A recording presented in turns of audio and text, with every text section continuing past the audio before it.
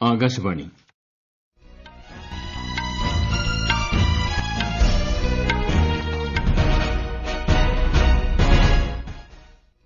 നമസ്കാരം. വാർത്തകൾ വായിക്കുന്നത് തുളസീദാസ്.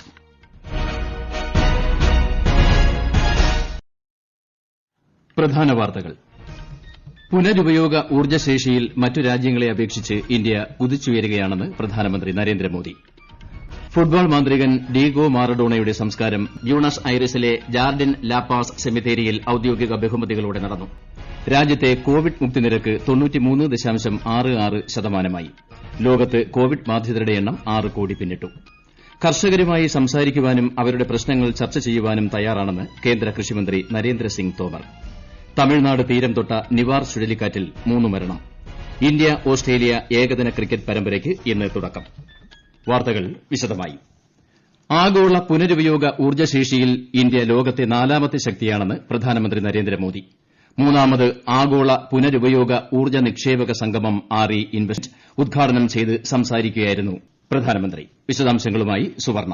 ഇന്ത്യയുടെ പുനരുപയോഗ ഊർജ്ജശേഷി 136 ജിഗാവാട്ട്സ് ആണെന്നും ഈ മേഖലയിൽ മറ്റു രാജ്യങ്ങളെ അപേക്ഷിച്ച് ഇന്ത്യ കുതിച്ചുയരുകയാണെന്നും പ്രധാനമന്ത്രി പറഞ്ഞു. കഴിഞ്ഞ 6 വർഷമായി ഇന്ത്യ ഈ മുന്നേറ്റം തുടരുകയാണ്. പുനരുപയോഗ ഊർജ്ജോൽപാദന ശേഷിയും അതിന്റെ ശൃംഖലയും വർദ്ധിപ്പിച്ച് എല്ലാ പൌരന്മാർക്കും വൈദ്യുതി സാധ്യമാക്കുക എന്നതാണ് ലക്ഷ്യം. കഴിഞ്ഞ ഏതാനും വർഷങ്ങൾ കൊണ്ട് ഇന്ത്യയുടെ പുനരുപയോഗ ഊർജ്ജശേഷി 2.5 ഇരട്ടിയായി വർദ്ധിച്ചതായും പ്രധാനമന്ത്രി പറഞ്ഞു. ഇപ്പോഴുള്ള പുനരുപയോഗ ഊർജ്ജശേഷി പര്യാപ്തമല്ലാതെ വന്നാൽ നിക്ഷേപം നടത്തി ചെലവ് കുറയ്ക്കാനുള്ള വഴിയൊരുക്കും. നല്ല പരിസ്ഥിതി സൌഹൃദ പദ്ധതികൾ ഭദ്രമായ സാമ്പത്തിക ശേഷിയിലേക്ക് നയിക്കുമെന്നത് ഇന്ത്യ ലോകത്തിന് കാട്ടിക്കൊടുക്കുമെന്നും പ്രധാനമന്ത്രി വ്യക്തമാക്കി.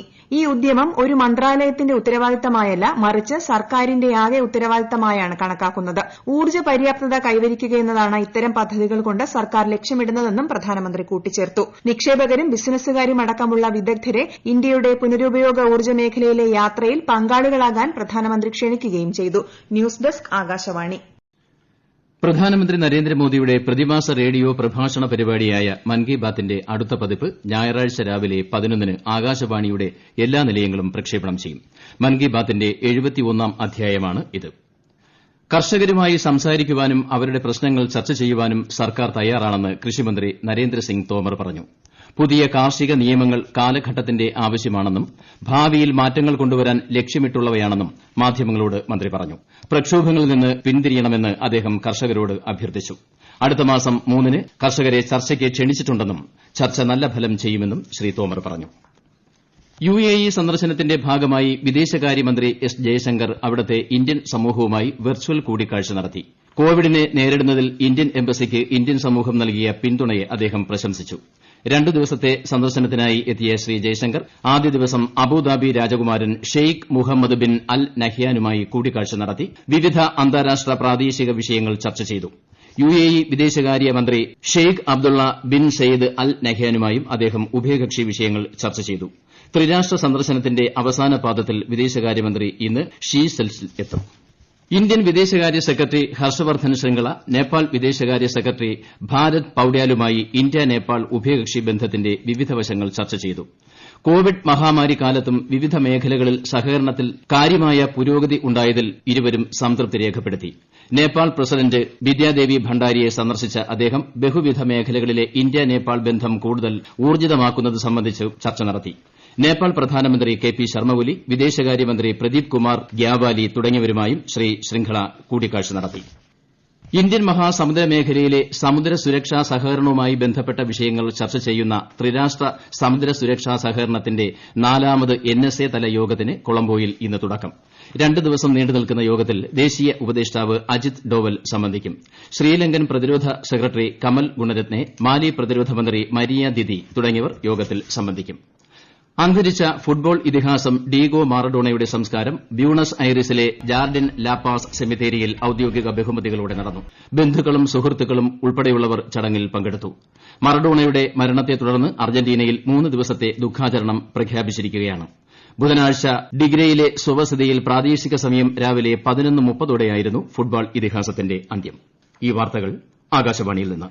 കൊറോണ ആശങ്കയല്ല, ജാഗ്രതയാണ് വേണ്ടത്. കേന്ദ്ര ആരോഗ്യ മന്ത്രാലയം പുറപ്പെടുവിക്കുന്ന നിർദ്ദേശങ്ങൾ. ജനങ്ങൾ കൂട്ടം കൂടുന്നത് ഒഴിവാക്കുക. ഇടയ്ക്കിടെ കൈകൾ സോപ്പും വെള്ളവും ഉപയോഗിച്ചോ സാനിറ്റൈസർ ഉപയോഗിച്ചോ വൃത്തിയാക്കുക. നിർബന്ധമായും മാസ്ക് ധരിക്കുക. പനിയോ ചുമയോ ശ്വാസതടസ്സമോ തുടരുന്ന സാഹചര്യത്തിൽ വൈദ്യസഹായം തേടുക. കൊറോണയെ സംബന്ധിച്ച വിവരങ്ങൾക്ക് ആരോഗ്യ മന്ത്രാലയത്തിന്റെ 1075ലും ദിശയുടെ 1056ലും ബന്ധപ്പെടാം. രാജ്യത്തെ രോഗമുക്തി നിരക്ക് 93.66%. കഴിഞ്ഞ 24 മണിക്കൂറിനിടെ 44,489 പേർക്കാണ് രാജ്യത്ത് കോവിഡ്-19 സ്ഥിരീകരിച്ചത്. 36,367 പേർ സുഖം പ്രാപിച്ചു. 15 സംസ്ഥാനങ്ങളിലും കേന്ദ്രഭരണ പ്രദേശങ്ങളിലും ദേശീയ ശരാശരിയേക്കാൾ കൂടുതലാണ് രോഗമുക്തി നിരക്ക്. കോവിഡ് സ്ഥിതിഗതികൾ നിയന്ത്രണ വിധേയമാണെന്ന് ഉറപ്പായ ശേഷമേ രാജ്യതലസ്ഥാനത്തെ സ്കൂളുകൾ തുറക്കുകയുള്ളൂ എന്ന് ഡൽഹി ആരോഗ്യമന്ത്രി സത്യേന്ദർ ജെയിൻ പറഞ്ഞു. കഴിഞ്ഞ 3 ആഴ്ചയായി ഡൽഹിയിലെ രോഗസ്ഥിരീകരണ നിരക്ക് 8.5% കുറഞ്ഞതായും അദ്ദേഹം പറഞ്ഞു. കോവിഡ് മരുന്ന് ഉടൻ തന്നെ ലഭ്യമാകുമെന്ന് അദ്ദേഹം പ്രതീക്ഷ പ്രകടിപ്പിച്ചു. കോവിഡ് സാഹചര്യത്തിൽ പുനരാരംഭിച്ച രാജ്യത്തെ ആഭ്യന്തര വിമാന സർവീസുകൾ മികച്ച രീതിയിൽ പ്രവർത്തിക്കുന്നതായി കേന്ദ്ര വ്യോമയാന മന്ത്രി ഹർദീപ് സിംഗ് പുരി. നിലവിലെ യാത്രക്കാരുടെ എണ്ണം കോവിഡിന് മുമ്പുള്ള കണക്കിന് തുല്യമാണെന്നും അദ്ദേഹം അറിയിച്ചു. കോവിഡ് വ്യാപനത്തെ തുടർന്ന് ഒരു മാസത്തോളം നിർത്തിവച്ച സർവീസുകൾ മെയ് 25-നാണ് പുനരാരംഭിച്ചത്. കേരളത്തിൽ ഇന്നലെ 5378 പേർക്ക് കോവിഡ് സ്ഥിരീകരിച്ചു. 719 പേർക്ക് രോഗം സ്ഥിരീകരിച്ച മലപ്പുറത്താണ് കൂടുതൽ രോഗികൾ ഉള്ളത്. കഴിഞ്ഞ 24 മണിക്കൂറിനിടെ 55,996 സാമ്പിളുകളാണ് പരിശോധിച്ചത്. ടെസ്റ്റ് പോസിറ്റിവിറ്റി നിരക്ക് 9.60 ആണ്. 27 മരണങ്ങളാണ് ഇന്നലെ കോവിഡ് മൂലം സ്ഥിരീകരിച്ചത്. ഇതോടെ ആകെ മരണം 2148 ആയി. ലോകത്ത് ഇതുവരെ കോവിഡ് സ്ഥിരീകരിച്ചവരുടെ എണ്ണം 6,13,00,000 കവിഞ്ഞു. ഇതിൽ 4,23,00,000-ലധികം പേർ രോഗമുക്തി നേടി. 14,37,000-ലേറെ പേരാണ് രോഗം ബാധിച്ച് ആകെ മരിച്ചത്. തമിഴ്നാട്ടിലെയും പുതുച്ചേരിയിലെയും തീരപ്രദേശത്ത് വീശിയടിച്ച നിവാർ ചുഴലിക്കാറ്റിൽ 3 മരണം. 120ഓളം വീടുകൾ തകർന്നു. പലയിടങ്ങളിലും മരങ്ങൾ കടപുഴകി വീഴുകയും വെള്ളക്കെട്ടുകൾ രൂപപ്പെടുകയും ചെയ്തു. വ്യാപകമായ കൃഷിനാശം ഉണ്ടായി. പലയിടങ്ങളിൽ നിന്നും ആളുകളെ മാറ്റിപ്പാർപ്പിച്ചിരിക്കുകയാണ്. നിവാർ ചുഴലിക്കാറ്റിന്റെ പശ്ചാത്തലത്തിൽ തമിഴ്നാട്ടിലെയും പുതുച്ചേരിയിലെയും സ്ഥിതിഗതികൾ നിരീക്ഷിച്ചു വരുന്നതായി കേന്ദ്ര ആഭ്യന്തരമന്ത്രി അമിത് ഷാ പറഞ്ഞു. തമിഴ്നാട് മുഖ്യമന്ത്രി എടപ്പാടി പളനിസ്വാമിയുമായും പുതുച്ചേരി മുഖ്യമന്ത്രി വി നാരായണസ്വാമിയുമായും അദ്ദേഹം ആശയവിനിമയം നടത്തി.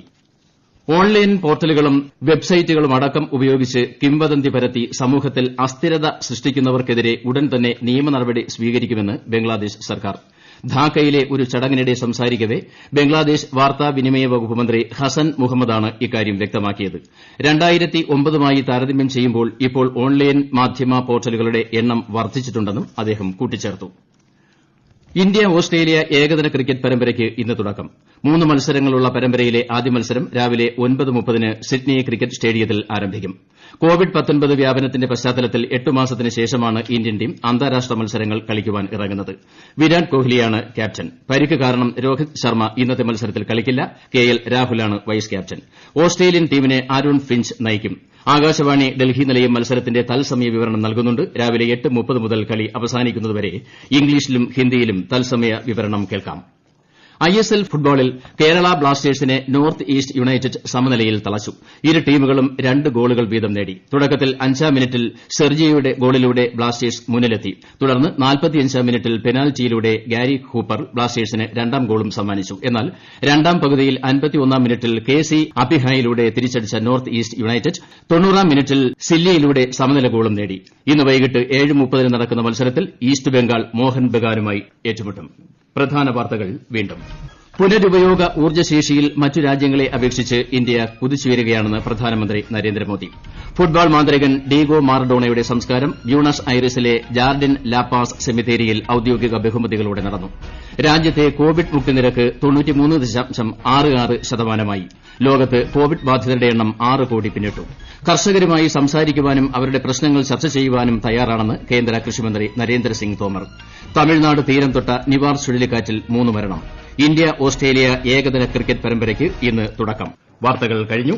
ഞങ്ങളുടെ വാർത്തകളും വാർത്താ അധിഷ്ഠിത പരിപാടികളും all India radio news Thiruvananthapuram എന്ന യൂട്യൂബ് ചാനലിൽ ലഭ്യമാണ്. കൂടുതൽ വാർത്തകൾക്കായി @all India radio news Thiruvananthapuram എന്ന ഫേസ്ബുക്ക് പേജും @AIR_News_TVM എന്ന ട്വിറ്റർ ഹാൻഡിലും സന്ദർശിക്കുക. അടുത്ത വാർത്തകൾ 12:30-ന്.